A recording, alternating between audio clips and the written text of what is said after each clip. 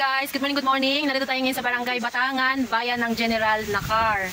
So narito tayo guys, pangalawa po natin punta dito sa black rice na kung saan ay ginamitan po ng organic fertilizer, organic materials ng Engine PC at ginamitan din po ng ating organic full harvest na microbial inoculant at saka ng ating root and leaf fertilizer. So atin guys, ipanayam ang may-ari nitong nasabing palayan kung ano naman ang kanyang masasabi sa kalagayan ng palay niya ngayon at kung ilang days na ito ay atin po siyang mapanayam ngayon.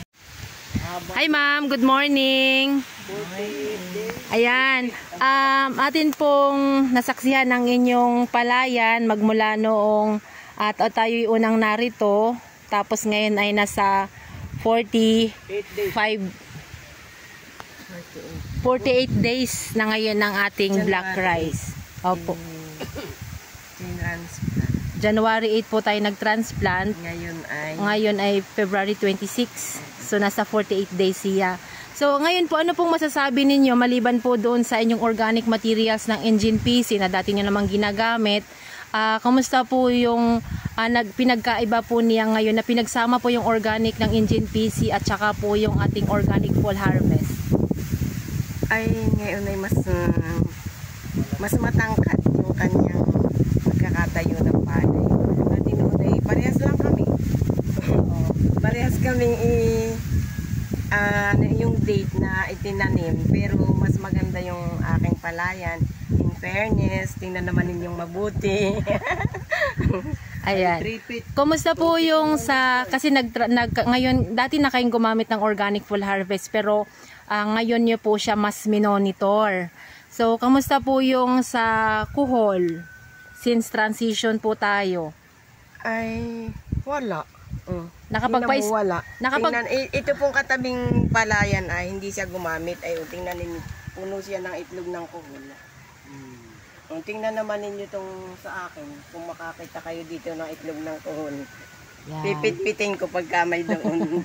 Ay, kamusta po yung sa damo? Ano pong nakapag-spray po ba tayo? Wala din damo dahil ako hindi humingi sa akin yung farmer ng pandamo. Ay dati nahingi sa akin yung palaan sa bago tumalok, bago mag-transplant ay ini-sprayan na ng pandamo. Tapos after 15 days, hihingi na naman iyon ng pang-spray para sa damo. Pero ngayon wala siyang hiningi sa akin. Kaya siya, tingnan naman ninyo, makinis. Yes, napakaganda ng dahon niya. Ay, how about po dun sa mga kadalasan po na naranasan po ng mga palayan na kapag ka po nag 20 days ang palay ay may mga insekto, may mga uod, ganon. Ano pong naging response ng inyong farmer? Wala din siyang sinabi sa akin, padalhan mo ako dito ng lason sa uod at maraming uod. Kailangan nating mag-spray. Ngayon walang hiningi sa akin yung farmer ko. Yan. So ayan guys, napakagandang balita at syempre nga naman kapag ka may problema sa damo, sa kuhol o sa uod, ay siya nga naman ang tatawagan at siya po yung may-ari. At so far, hindi naman po nag-demand or nanghingi itong nasabing tagapag-alaga dahil hindi po niya nararanasan ang mga ganayong problema. Ang susunod naman niyang hihingin ay pang-atangya, pero inaasahan kong hindi rin siya hihingi ng pang-atangya. Yes. Kasi kapag hindi po tayo nag-spray ng pangdamo, pang-puhol, pang-uod, for sure po yung atangya mas safety na tayo. No? So, ayan po guys, ang atin pong kalagayan ng palay po. At inga po pala, ito po ay ang pinaka-rena ng rice, yung black rice na pinaka inaasam po ng marami para po mas maging healthy sila. At maliban po doon, ito po ay walang spray na lason. So ito po ba ma'am ay magiging available yung inyong black rice sa bigas or sa binhi? Pwede siya sa bigas at pwede siya sa binhi. Opo, pero mas maganda po na mas marami po tayong binhi dahil ito pong magiging binhi nito mas maganda dahil wala po siyang chemical content o wala po siyang nai-spray. So maraming salamat ma'am sa inyong pagpanayam po sa atin at sana po ay yung ibang mga farmer dyan na mga to see is to believe pa ay sana'y maranasan din nila yung nararanasan ninyo ngayon. Ano po? Ayan. So maraming salamat po at magandang araw po sa atin lahat. Partner! Good morning, good morning! Good morning po sa mga nanonood sa ating vlog araw-araw bawat may uploading tayo. So, masabi ko sa inyo guys, dito sa General Nakar, no? Dito tayo ngayon na monitor sa tanim natin sa demo natin dito na black rice. Kumusta po yung 48 days? Ano na po ang 48 tangkad niya, partner?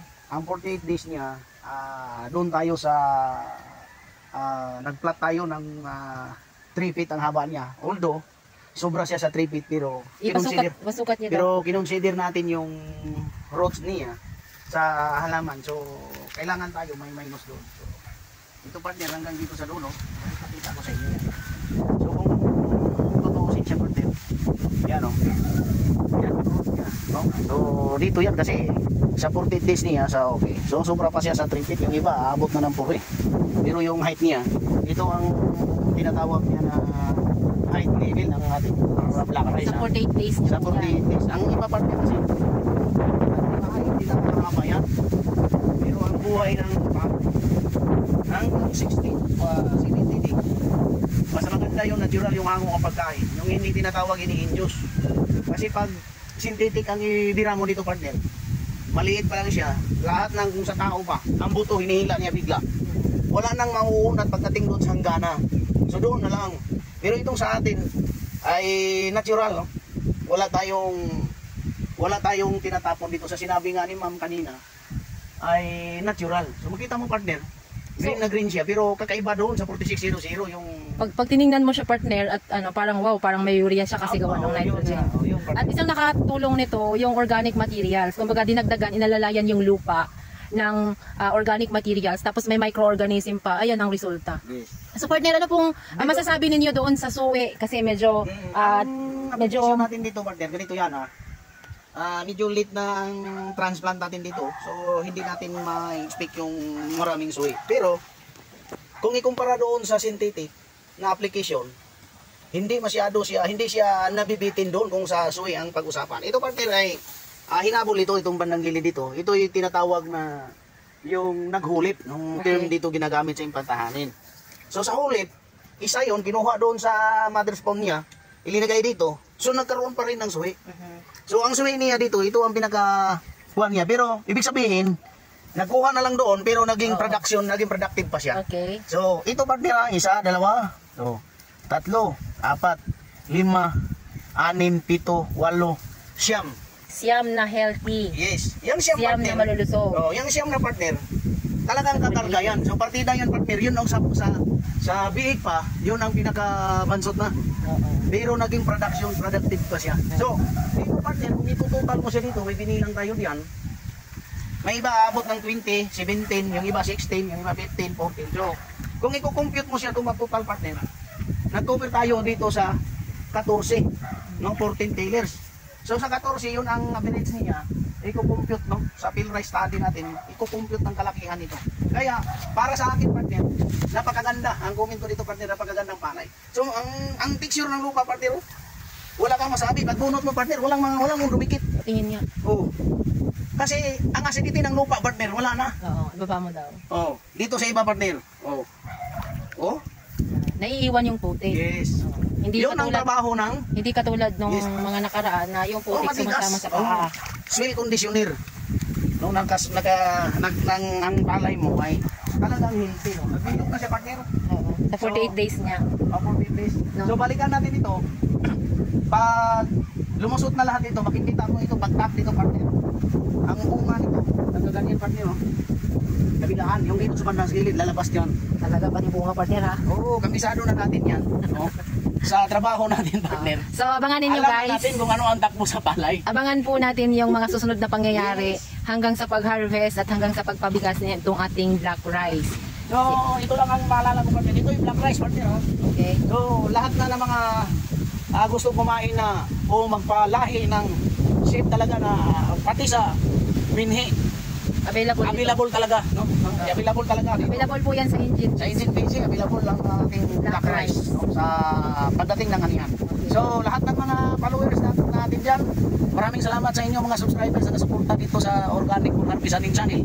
So, ako si Ricky po, salamat sa inyo marami. So,